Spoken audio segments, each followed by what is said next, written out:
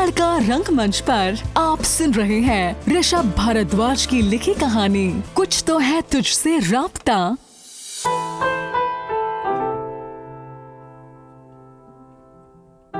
ख्यालों के हवालों से एक दास्तां सुनोगे तुम भी क्या। मुफलिस हर जज्बातों में किस रूह को छुआ है तुमने क्या। लाखों अरमान लेकर मुस्कान लेकर सीने में तूफान लेकर बढ़ता ही चला। कुछ तो है तुझसे राबता, कुछ तो है तुझसे राबता, कुछ तो है तुझसे राबता, कुछ तो है तुझसे राबता।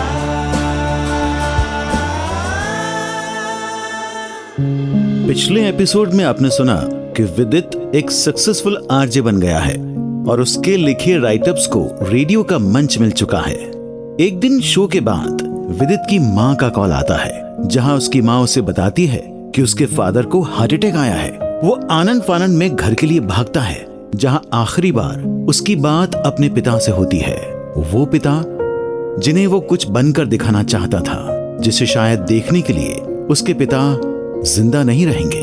पिता की गहरी बातों का उस पर ऐसा असर हुआ है कि वो अंदर तक हिल चुका है। अब आगे। घर छोड़ने से पहले सोचा था कि घर लौटूंगा तो कुछ बन के लौटूंगा और पापा को दिखा दूंगा कि मेरे जैसा लायक बेटा आपको नहीं मिलेगा। पर यह बात सुनने के लिए पापा आज जिंदा नहीं थे। उनकी चिता को अग्नि देते वक्त उनके साथ बिताया हर वो पल फ्लैशबैक की तरह बार बार सामने आ रहा था। मैं कौन हूँ, औकात क्या है मेरी, मेरे होने या ना होने से किसी को फर्क पड़ता भी है। मैं किससे भाग रहा हूँ। कितना गिरा हुआ इंसान था मैं, जो अपने ही बाप को जिंदगी भर गलत समझता रहा। क्या कमी थी मेरे प्यार में जो रुचि आज मेरे साथ नहीं है। ऐसे ना जाने सैकड़ों सवाल हर टाइम मेरे दिमाग में घूम रहे थे। मुझे इन सवालों से दूर जाना था, तो मैं भागता गया। पर जहां भी गया ये सवाल हमेशा मेरे पीछे ही रहे। मैं कभी अपने बुरे टाइम को याद करके रोता था, पर यह समय डरावना था।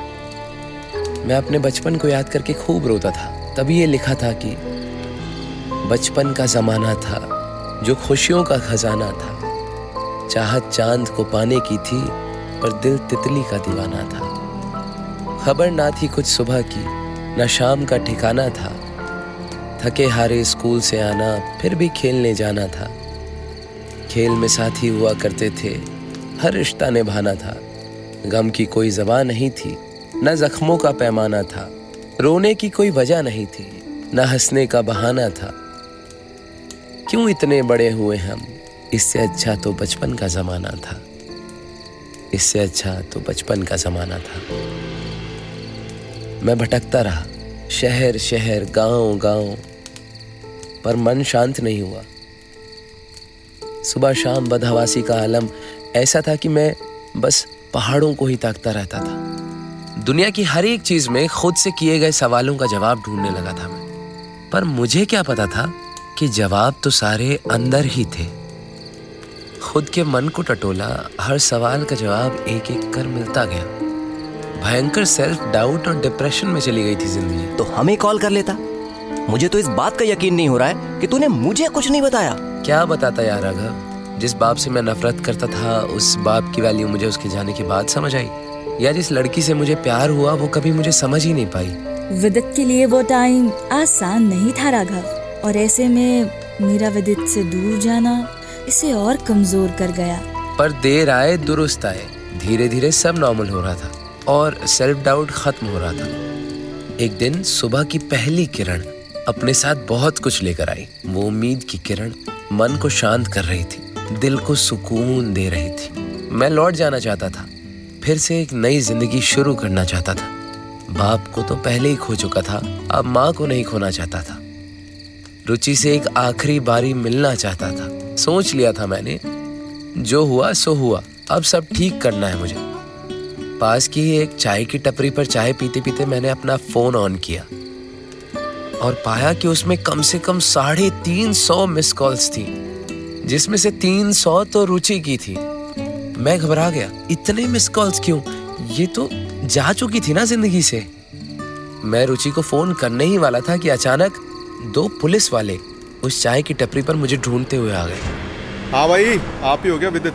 जी बताइए। आपको हमारे साथ थाने चलना पड़ेगा। थाने? क्यों? अरे चलो तो सही। अरे देखिए सर, आपको गलत फहमी हुई है। मैं बहुत शरीफ खानदान से आता हूँ। लगता है ऐसे ना माने भाई। ये रे वीरपाल, हाथ पकड़ इसका और लेके चल इसको जरा। अरे पर सर। कहानी जारी रहेगी। आप सुन रहे थे तड़का रंगमंच पर ऋषभ भारद्वाज की लिखी कहानी कुछ तो है तुझसे राब्ता।